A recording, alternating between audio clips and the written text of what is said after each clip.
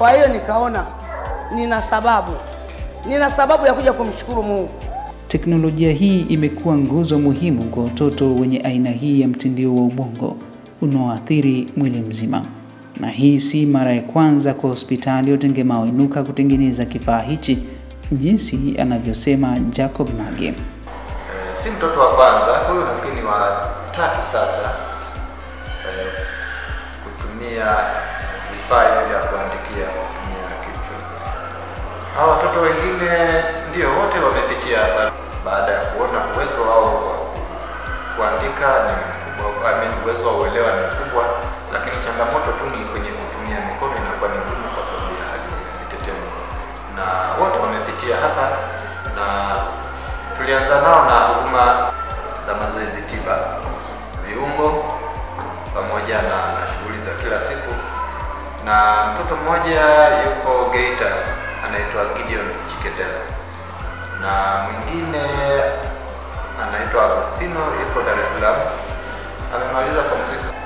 Kwa naye tulikuwa naye hapa kama miaka 8 iliyopita.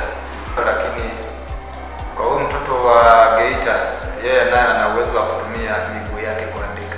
Siri ya mafanikio ya matibabu kwa mtoto mwenye mtindio wa ubongo ni kumpeleka katika matibabu kwa haraka, jinsi asemavyo Hussein Saidi. Na matibabu yake yapo, na ndio moja ya kazi kubwa ya Inuka. Lakini kwa asilimia kubwa watoto hawa wanachelewa kufika hospitali.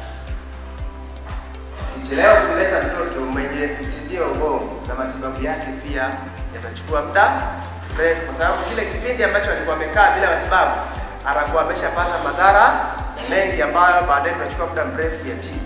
Mathalan, mtoto mwenye mtindio wa ubongo ambao unamkakamaa viungo vyake, ukichelewa kumleta hospitali, jinsi anapokaa, kwa sababu vile viungo havitumiki na ubongo wake haupati taarifa kwa wakati, unapozidi kukaa naye muda mrefu, vile mtoto atazidi kupata mikakamao zaidi, na baadaye itachukua muda mrefu sana kupata matokeo. Uzoefu wa Mama Consolata katika huduma za utengemao aliopata katika miaka zaidi ya 16 ya kumlea mwanae akiwa katika hali hiyo ni nafasi kwa wengine kujifunza.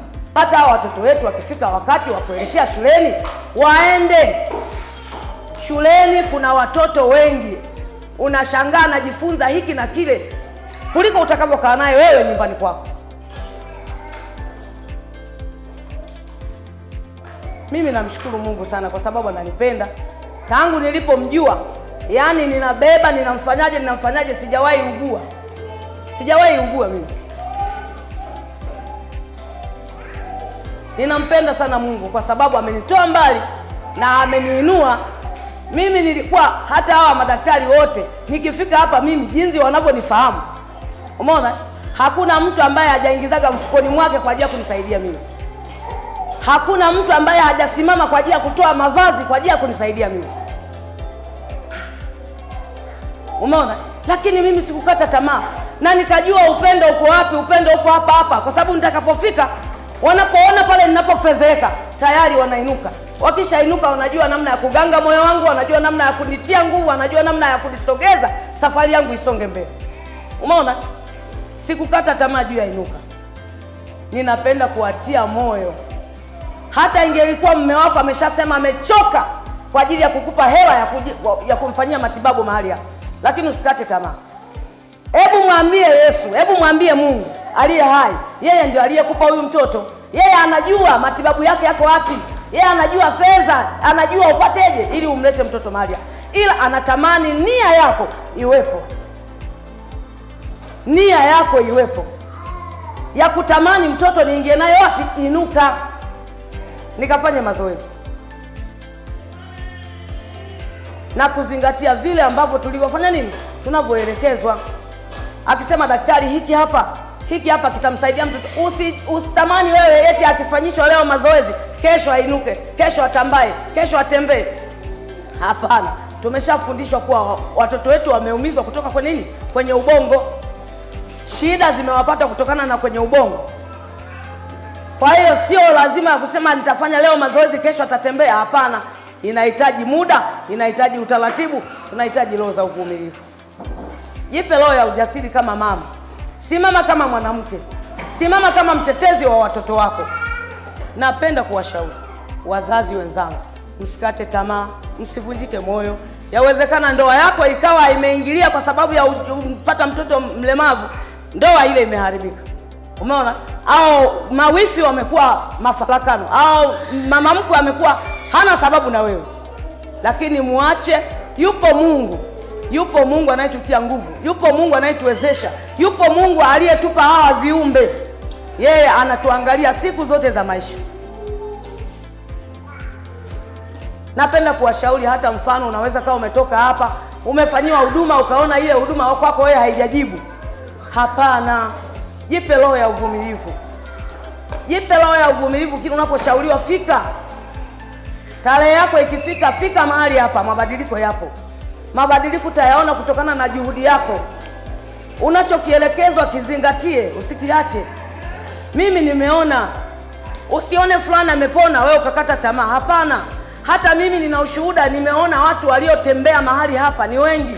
Nimeona watu waliopona, walioongea, nimeona. Lakini mimi sikukata tamaa juu ya wale watu waliopona.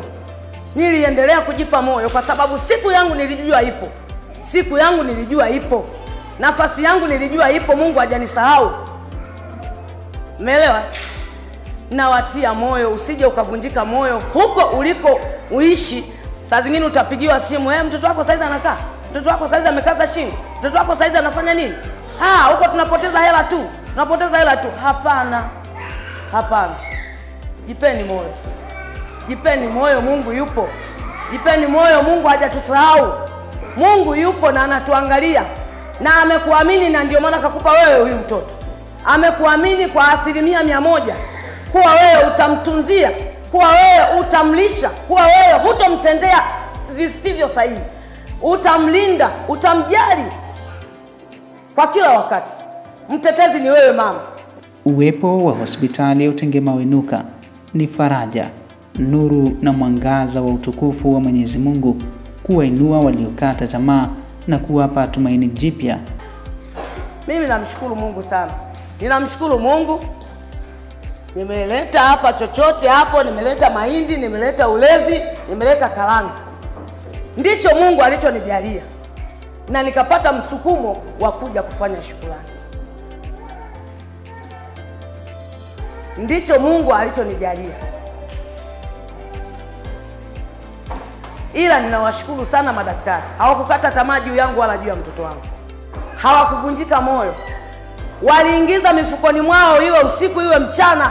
Mimi nitakapougua huko ndani, saa zingine hata hela ya kupeleka mtoto hospitalini haipo. Lakini madaktari kuingia sababu ya kufanya nini? Mtoto wangu akatibiwa.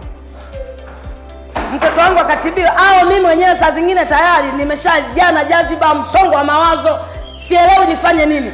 Lakini walinisogeza kwa ujirani. Na kisha wakasema kuna nini? Nikajieleza kwa ni hili na hili na hili na hili. Walinisaidia. Hawajawahi kukata tamaa. Umeona? Sikukata tamaa siku zote za maisha yangu. Na maisha yangu yalikuwa magumu sana, lakini sikukata tamaa. Nilitembea kwa mguu kutoka Ilembula mpaka kufika mahali hapa. Sikukata tamaa kwa ajili ya mazoezi. Lakini leo ninaiona faida. Leo naiona matumaini. Japokuwa mtoto wangu bado hajaanza kutembea, lakini majibu ninayo ya kuwa mtoto wangu atachelewa lakini atatembea. Ninaamini kabisa kwa sababu yupo aliyenipa, yupo aliyemuumba. Maana tulienda hata kwa madaktari tukaambiwa watoto wetu hawataweza kukaa. Yawezekana na wewe mwenzangu umeshapita kwa madaktari, wakakukatisha tamaa. Madaktari hawa wa kawaida huko. Wakakukatisha tamaa, wakakwambia huyu mtoto hawezi kufanya chochote, huyu mtoto nini. Ni habari sio za ukweli. Hata mimi niliambiwa hivyo, mtoto wangu hataweza kukaa. Umeona? Lakini nilimwangalia Mungu, kwa nini aliruhusu makalio? Kwa nini aliruhusu makalio? Na kwa nini ameruhusu miguu? Na kama ameruhusu miguu basi vitafanyika tu. Bado ninamwangalia Mungu mpaka sasa. Sijakata tamaa, sijavunjika moyo. Kwa hiyo leo hii nimeona ni siku nzuri nije nipate kushukuru. Nipate kushukuru. Nisiwe kama ni mmoja wapo wale watu waliopaza sauti wakasema, Mungu turehemu. Lakini aliyerudi kushukuru ni mtu huyu mmoja. Hadi Yesu aliuliza, kwani ni huyu tu aliyepona kati ya wale? Nikaona na mimi leo nina sababu ya kukanyaga inuka na kuleta shukrani yangu za dhati. Ninamshukuru Mungu sana, ninawashukuru madaktari, ninawashukuru wauguzi ambao hawakuniacha, waliendelea kunipigania namna kwa namna nyingine na kunitia moyo. Inuka Rehabilitation Hospital iliyopo wilaya ya Wanging'ombe mkoa wa Njombe, kilomita 24 kutoka halmashauri ya mji mdogo wa Makambako kwenda Mbeya.